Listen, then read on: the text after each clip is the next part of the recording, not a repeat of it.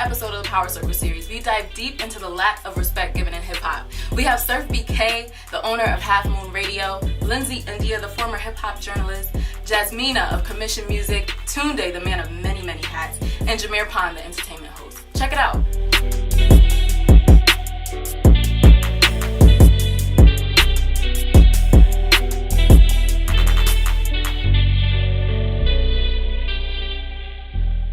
Really appreciated, honestly, what Joe, even though everybody was like, oh, he's a bitter old man, this, that, and the third, I really appreciated what Joe Budden was trying to do, but didn't exactly accomplish in the Everyday Struggle interview with Lil Yachty. Oh, yes. Like, I actually appreciated that because even though he was pressing him about, like, you don't even know what a 360 deal is, at the end of the day, I really appreciated the fact that he was like, okay, well, let me tell you this. This is what they do. Like, he roasted him, and he made him feel kind of like crap for it, but at the end of the day, he was still trying to teach him. He was like, listen, it's like you can't be happy because I'm telling you right now, if you were happy, that's when you're gonna be vulnerable and they're gonna take advantage of you and they're gonna rip you for your pockets and they're gonna rip you for this deal that you signed.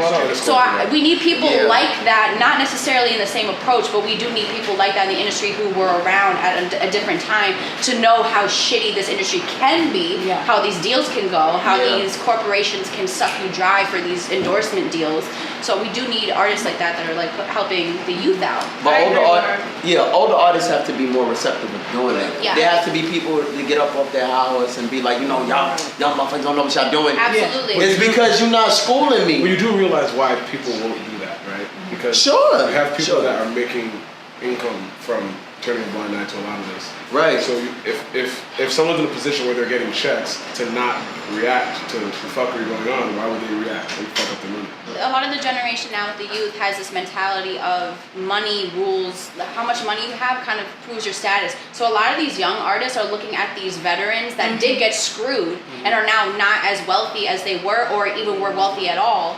And you see them like if they try to get put on, then they're just like, I got more money than you. I don't need your help. Like they have this entitled attitude, thinking because they have one hit, it's gonna get them. It goes vice versa though. No, I agree. But I'm saying that you can't shun me and expect me to be open to you. There's no question that the older generation does have this stubborn attitude, but I'm saying that the youth also has this entitled, naive attitude because of their money. You have like a huge appreciation for like the 90s era, and you always broadcast that on social media, and you show like how hip-hop used to look. So what do you feel like, right, so what do you feel like is missing right now? Authenticity? Yeah, what do you think is missing from all of these rappers? Like, I mean, but back then, like, even though it was still about money, but I would just say it was just more passion.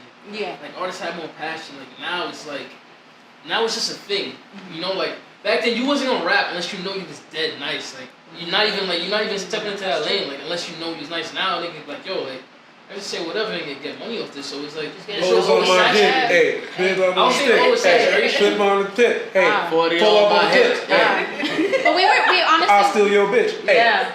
We were just having this conversation outside where it's kind of like, you know, people are wondering like, oh, why is the music so bad? It's not that it's started to get bad. There's been crappy artists of all Soldier generations. Boy. There's been DJ Webstar. It was even artists in the 90s. Even back in the day, Curtis Blow was considered in that type of way back in the day too. Because it was party rap. But party rap is literally like the inception. Well, it's escape music. It's escape music. It's supposed to escape you from not thinking about the things that like make you like upset. I remember Malcolm X said a quote, like, you can't have the fruits without having the roots. So like you have to like learn, like if this is something like you into, like you have to like learn the basics. Like a painter, they study fucking Picasso and all the people that came before, like boxers, they study like Mayweather, they study fucking Ali. Like you kind of have to. Like I feel that's what we want, but at the same time they're selling out shows and they don't study. They feel like they don't need to because there is an issue with younger artists. There's an issue with millennials in general and respect. They don't respect anyone. They don't respect their own people and their own team. They don't respect anyone that came But to say that is generational. That's encouraging the issue. Yeah. I really think that's generational because I think every generation has kind of slept on the next generation's music, passion. It's like the jazz generation didn't want to hear soul and bebop and all that shit. Disco didn't want to be made. Exactly. And then when you get to rap, now we're going through that sub-genre. Right, exactly. Like, yo, this is not real hip-hop. And real hip-hop from the 90s the 80s and the 70s, they were like, this is not what hip hop was. So it's we go through this as minorities throughout this country, whatever. Whether it's music, whether it's passions, whether it's people, like my uncle said, oh, you ain't live, young motherfucker, you ain't live yet. Right. I'm like, yo, I used to walk, but I think I used to walk to that bus stop.